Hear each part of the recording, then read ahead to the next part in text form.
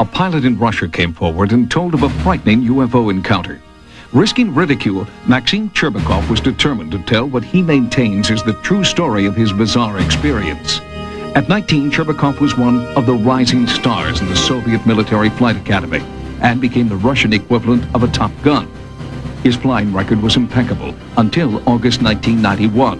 Then, on 2 separate occasions, he had strange mechanical malfunctions in his jet aircraft. On one occasion, he was forced to eject. An investigation of that incident concluded that Churbakov had acted calmly and rationally. But 12 days later, a third incident would change Churbakov's life forever. 20th August, second shift. I made 2 flights with my commander, and third flight I made on my own. I gained an altitude of 3,900 meters. Then suddenly, I saw a ball in front of me, about 20 degrees to the right. He watched the object for several seconds. Then, as it came toward him, Churbakov tried to radio the base. The light from the UFO was blinding. A sense of unexplainable fear came over me. On the back of my head, I began experiencing warmth. I felt as if someone was present and watching me. My movements were under control, controlled by someone other than me. Churbakov claims the reddish-yellow object started maneuvering around the aircraft. For several minutes, it kept up with the jet's airspeed and mimicked its movements. During that time, Churbakov was unable to communicate with his base commander. The radio emitted only a squealing sound.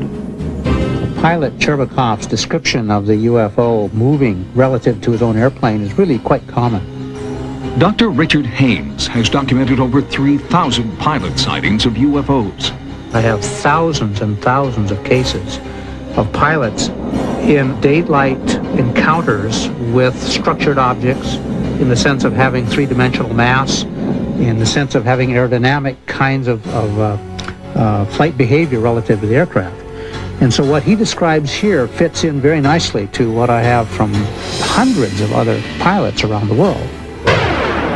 Suddenly, in rapid-fire succession, the generator in Churbakov's jet failed. The instruments indicated a fire on board, and the cockpit filled with smoke. The base commander ordered Churbakov to eject. I began arguing with the commander because the plane was still above the residential area. My altitude began to drop rapidly. I had to pull the plane out of a nosedive. At the altitude of 1,000 meters, I finally cleared the residential area and I ejected. 4 seconds later, the plane exploded. Churbakov landed safely in a field and was rescued an hour later by a military helicopter. While officials combed the wreckage of the jet, Churbakov was examined at a military hospital. An intensive 3-day interrogation followed. The interrogation was conducted with a sense of total distrust toward me. Right from the start, they told me that the first, the second, and now the third incident is all your own doing. Churbakov was also interrogated by the KGB, who did not believe his story and charged him with insubordination and sabotage under the International Terrorism Act. Churbakov claims the KGB threatened that if he did not tell the truth, he would be brought to trial, found guilty of terrorism, and shot by a firing squad. Vladimir Azhaja heads the Russian Center for the Study of UFOs, housed in the Ministry of the Interior in Moscow. Dr. Azhaja is considered one of the world's foremost experts on UFO phenomena and has studied Churbakov's case. We concluded that Maxim has a normal, healthy psyche and is not inclined to fantasies. Retired Major General Albert Stubblebine is a former commanding general of U.S. Army intelligence.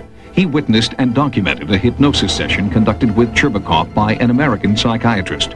As she was taking him into the trance, he changed from this terrorized, fear-ridden kid into a pilot, sitting in the cockpit, sitting in the seat, sitting with the controls, relating what was going on. There was a change in the individual. Anybody can fabricate. The question is, was he fabricating? And he struck me as a person who, in that situation, was not fabricating. Whatever it was that he was saying, he truly believed had happened to him. Maxim really believed he had not done anything wrong, in fact had done the right thing, and desperately wanted this sorted out. Although affidavits to that effect were presented at his court-martial hearing, the court still blamed Churbakov for the destruction of his aircraft. But the military prosecutor admits that some of the evidence of Churbakov's innocence was very convincing. From the beginning, I had doubts about the truthfulness of Churbakov's statement. But after questioning his mother, his comrades, and his superiors, I became convinced that Churbakov had an encounter with a UFO.